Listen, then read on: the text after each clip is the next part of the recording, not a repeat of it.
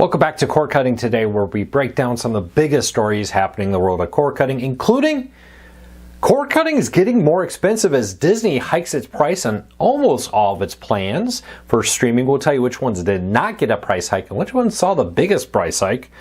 Also, we're seeing Nexstar join Sinclair not airing Jimmy Kimmel. That's a massive blow to ABC and Disney. There's two competing issues here. Disney's suffering one issue, Nexstar and Sinclair are suffering a different issue, and they're driving different end results here. Also, we're seeing Google have a massive vulnerability in its Chrome. It's time to update. We'll tell you about these stories and a whole lot more coming up in a quick second. First, though, if you want to learn more about any of these stories, check out the show notes, and in the first pinned comment, I'll pull a link to each story there so you can read them for yourself and come up with your own opinions. I'd love to hear from you. If you're new here and you want to get our stories sent to your email every day, you can get on our free email newsletter. Check out the show notes to sign up at the bottom of the list of all the stories. You can get signed up for our free newsletter right there and get all these stories in your email box every morning.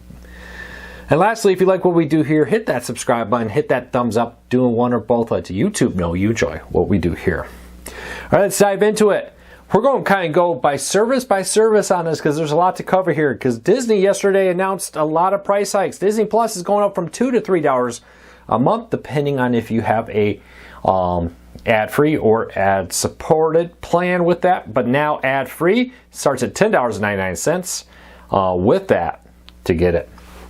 You're also seeing ESPN Plus change its name to ESPN Select, which is kind of something they did a little bit when ESPN Unlimited launched. Now it's completely official, and the price is going up again from $11.99 a month to $12.99 a month on this.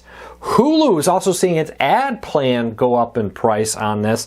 Now, interestingly, just the ad-supported plan from $9.99 to $11.99, 20% jump.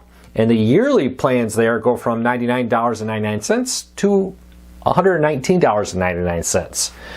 Ad-free ones at the time of this recording are not going up. That may change when I saw the info page. It was listed as no change on that. Most interestingly, though, Hulu Plus Live TV is jumping its price up to $90 a month. Okay, $89.99 with that. With it, that's a $7 a month price hike from its current $82.99 price point. And even its bundle deals, like its bundle of HBO Max, Disney Plus, and Hulu, is seeing the price go up there from $29.99 a month to $32.99 a month. Okay, let's talk big pictures. I just threw out a lot of numbers. If you want a breakdown, I'll have a list of all of them in the show notes. But what's happening here? Well, cost of content's part of it. Disney wants more money. As cable revenue continues to drop, they're trying to make it up on streaming. And I think they're making a massive mistake in how they're doing it. Too fast, too much, too often is becoming a growing trend. I'll be honest, if it wasn't let me back up. If it wasn't for my job, which does require me to subscribe to many streaming services, I have multiple streaming services like Fubo, YouTube TV, Sling TV, Hulu, etc., allowing me to keep in touch with everything happening in the world of cord cutting. But if it wasn't for that, it wasn't for college football, 90% of my viewings now on things like YouTube. I really don't watch a lot, and a lot of the content I do watch, I get from other ways. My Disney Plus bundle is grandfathered in from an old Verizon bundle deal that gets me a lifetime subscription to it as long as I keep that plan. Other deals with that, we have Walmart Plus, so I can pick between Paramount Plus and Peacock for free, for example. If it wasn't for my job, I would honestly, outside of college football season, not be paying for any live TV services. I would watch 90% of my content from services I get for free or from ones like YouTube, which are permanent free at all times. Anybody here join me? Do you find yourself watching most of your content on YouTube? I firmly believe the greatest thing about cord cutting is, yes, while the price goes up, we just saw DirecTV raise its price, Spectrum raised its price not that long ago, Comcast raised its price this year, cable continues to go up in price, but the great thing is you're not locked into any long-term contracts. You can easily ditch things like Disney Plus, Hulu, and others.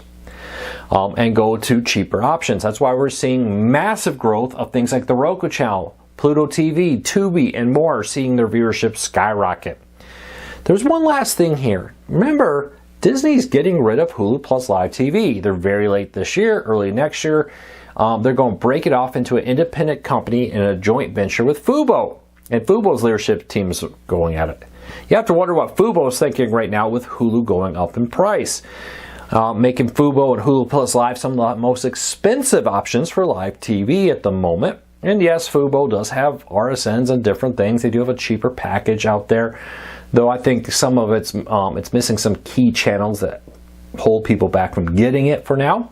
But I think we're going to be interesting to see Disney's how much they care about it. With ESPN Unlimited out and its upcoming bundle with Fox One, does Disney really even care about things like Hulu Plus Live TV? Or are they just trying to get what they can from it and send it off over to Fubo? It'll be interesting to see what happens there. But streaming's getting more expensive, but let me know. Would you join me in downgrading how many paid services you have? In 2020, at its peak, our readers told us they paid for 6 to 7 paid services. Now that's down, with the average cord cutter paying for just 3 or fewer streaming services now. Wouldn't surprise to see that number continue to fall in for future surveys. All right, let's keep moving along. Last night, now I'm recording it before this happened, but Jimmy Kimmel Live returned to ABC. This comes after it was polled last week after controversial comments when Nexstar at the time said they want to air it. Now, Sinclair yesterday said when it was announced that Jimmy Kimmel, or 2 days ago on Monday, would be returning, they wouldn't air it. Now, yesterday, Nexstar announced they would also not be airing Jimmy Kimmel Live and preempting it. Sinclair is going to replace it with local news or national news also with that. A few things here. Disney wants to try to brush over this because people are unsubscribing from Disney subscription streaming services. So they want to try to placate people on that. But at the same time, Sinclair and Nexstar are facing a different kind of pressure, and that is pressure on their advertisers. There was a coordinated effort to go after the advertisers on the Jimmy Kimmel Show, and that impacts ABC local affiliates owned by Nexstar and Sinclair. And we're seeing that become two radically different opposing issues here, making the two companies move in different directions. But because of this, a significant portion of ABC local affiliates in major markets are not going to be airing the Jimmy Kimmel Show. There's other concerns. There's arguments the FCC putting pressure on Disney, or locals trying to butter up the FCC. We'll wait and see how this plays out. But we talked about yesterday, 80% of the key demographic viewership of 18 to 49 no longer watch late night programs like Jimmy Kimmel, Jimmy Fallon, etc. There's a question, how much longer these networks are going to continue to air late night television, or is it going to become more profitable to put reruns, news, or movies into that time slot? All right, next up, today in TV history, 63 years ago this week, The Jetsons made its debut on ABC. Now, at the time, it was one of the first programs to be fully colored animated on ABC. Widely popular one out there. Let me rephrase it. I believe in the type of color system they used, if I remember the story right. But 63 years ago, The Jetsons hit ABC. All right, if you use a Google Chrome browser, restart it. Just restart your browser will auto-update it. There's a 0-day exploit out there impacting Chrome browsers. Always keep your computers on auto-update and regularly update your browsers when you see the notification it's time to close it. I know if you're like me, and you leave your browser open all the time with tabs running, you sometimes forget about it, but there is several major exploits that you need to be aware of that are impacting there, so make sure to update your Google Chrome browser with that. Next up, we learned last week that a deal was struck for U.S. companies to buy the U.S. operations of TikTok. Oracle being one of the main ones. Now, according to reports, Fox's Murdoch family may be joining the effort to buy or get partial control of TikTok with that. Sorry, my phone decided it was going to go off and my AI assistant tried to help me. But with this, Fox may be seeing this as a way to get some distribution onto TikTok through the Murdoch family. Also may be looking to diversify its portfolio of media companies in the United States. Nothing official yet, but the Murdoch family may be one of the owners of TikTok here soon. Hey, do you have 5 minutes to help Core Cars News? We got a few more news stories to go, but I wanted to jump in here. We have a fall survey where we ask our readers and viewers like you to take about 5 minutes. It can honestly be done a lot faster than that, but I think if you take your time, it'll take about 5 minutes. We ask you a lot of basic questions. Why did you get into cord cutting? What streaming devices do you use? What streaming services do you use? And more. Helps us keep in touch with what's happening in the world of cord cutting. You heard me reference some past surveys we talked about earlier this year. We saw the vast majority, or the majority of it, I should say, of our readers say they subscribe to 3 or fewer streaming services. Link in the show notes, but we would really appreciate if you'd spend about 5 minutes and answer those questions. It really does help us. We would appreciate it. All right, some other very interesting stories out there real quick. Secret Service was tracking down swatting threats and found a illegal operation of over 300 servers capable of crippling New York cell phone systems from CNN. And just days on Christmas Day 2013, a man called to report some stuff, a swatting attempt, and it started an investigation into it, which has led back to a massive complex of servers that run off cell phone networks. It could have crippled New York's cell phone system by overwhelming it with sheer amount of fake traffic. Very interesting coordinated attack here. Be interesting to see what we learn more about the motives behind this and more with it. But kind of points you back to how fragile our telecom system, that an operation like this could have severely disrupted our wireless traffic on it.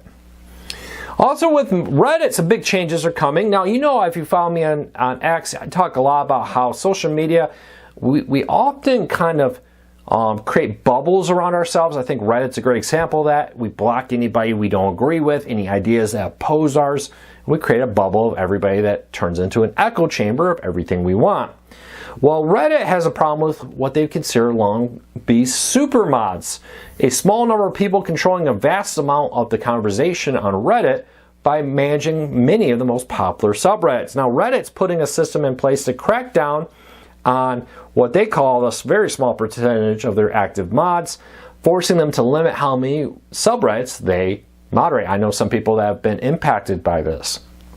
But with this, Reddit's going to limit how, no more than 5 subreddits with 100,000 monthly visitors, and more crackdowns with it in general. Now, I'm actually a big fan of this, but there's a lot of questions. How good are they going to be about cracking down on multiple fake accounts and more with it? I think some of this doesn't really have to do more with Reddit being concerned about its, a small group of people controlling the conversation there. I think they're worried about growing pressure on Reddit to pay their mods. And part of their argument here is, well, if their mods can't mod as much, there's not as much reason to be paying them, as a lot of people have pushed for Reddit mods to be paid. It'll be interesting to see what happens, but I do say, be careful about creating bubbles around you. Echo chambers, reinforcing something you want to be true. You can find anything online that's going to reinforce it. It really does create a problem. Don't be so quick to ban ideas that you don't like online, because you may be artificially blocking yourself from a lot of good information out there. So just keep that in mind. And lastly, the U.S. government is suing Amazon for tricking people into Prime subscriptions and making it difficult to cancel. We'll see how this goes. Not the first time we've seen lawsuits like this against Amazon. Will this one be successful or not? We'll wait and see. Well, that's it for today. I hope you have a fantastic day. I'll be back tomorrow with another video. Until then, take care, be safe. I'll talk to you all again real soon. Don't forget to hit that subscribe button. Don't forget to hit that thumbs up. Be safe, take care. Thank you so much for your support. I really do appreciate it.